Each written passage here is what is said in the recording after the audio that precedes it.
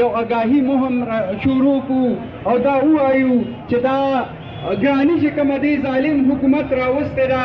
دا یوازې د قومي وطن پارټۍ مسله نه ده دا د مسلم لیگ مسله نه ده دا د ریغون پاکستان او د غریب عوامو مسله ده نو موږ د ټولو ملګرو ته دا وایو چې کوم په میله کې دي کوم ولاړ دي دې ته دا وایو چې راپاسې او زمونږ د دې جماعتونو لاسونه مضبوط کړي چې د دې ظالم او فاحش حکومت نه زمونږ ځان خلاص شي او د پاکستان له صحیح قیادت ورکړو او چې هغې ته یو داسې قیادت ملو شي چې کوم د ملک په ستونزو باندې پوهېږي کوم چې د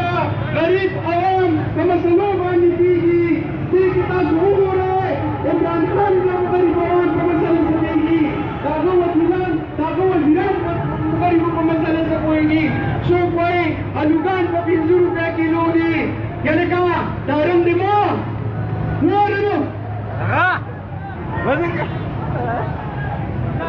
چې څوک د غریب عوامو په مسله باندې پوهېږي کوئی د دې وزیران څوک وایي چې ټماټر په 5 روپۍ کیلو دي څوک وایي پاکستان په 10 روپۍ کیلو دي دې ته د بازار څه پته لګي زه دې خلکو ته ستاسو ته وایم چې دا حکومت راته نو دې په کوم جذبه او په کوم منشور راغلی و ته وایې چې زه به ملک کې ازادي پیدا کوم زه به ملک کې ازادي راولم زه به ملک له روزګار ورکوم خلکو له زه به خلکو له کورونه ورکوم زه به د تیلو نرخ ارزانوم زه به د غوړو د چینو نرخ ارزانوم زه به د غوړو نرخ ارزانوم نن تاسو وګورئ کوم ملک دی کوم داسې یو شی دی چې هغې کې د هغې نرخ دې ظالم ارزان کړی دی بلکې د هغې په 4 روپۍ د هغې نرخونه اوچت کړي دي نو دا چې کوم ایجنډه راغلی دی دا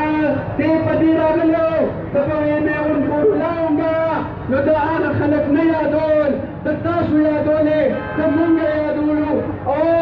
زما اندازه ده زما رو چې مونږ یې وجوړولو او انشاءالله د ده د جواب را روان دی دې به داسې جوړو لکه څنګه چې ته د غریب عوامو جوړول ته نه به د ووټ په ذریعه دا شکست دا بدل به مونږه دا خلک به د ووټ په ذریعه د دوی نه ده بدل اخلي مونږه په ده سره هغه عمل کوو چې ده نه به دا پاکستان او دې به تښتي ډېره دلته پاکستان کې د اوسېدو قابل نه دی دې به تښتي دي دې چې کومه مسله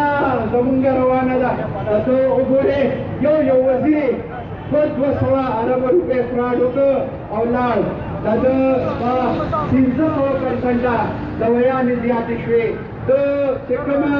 ایجنډه راوړې ده هغه زمونږ تباهي ده هغه زمونږ بربادي ده نو مهرباني وکړئ ملګرو راټول شئ رابیدار شئ او انشاءالله چې د دې ظالم نه ځان خلاص کړو زه ډېر ستاسو دغه وخت نه خرابوم خاده وبادو سے اور انشاءاللہ زمونږ د نوې مونږ به بیا یو پروګرام کال به تاسو له درکو انشاءالله مونږ سره به ملګرتیا کوئ خاده وبادو سے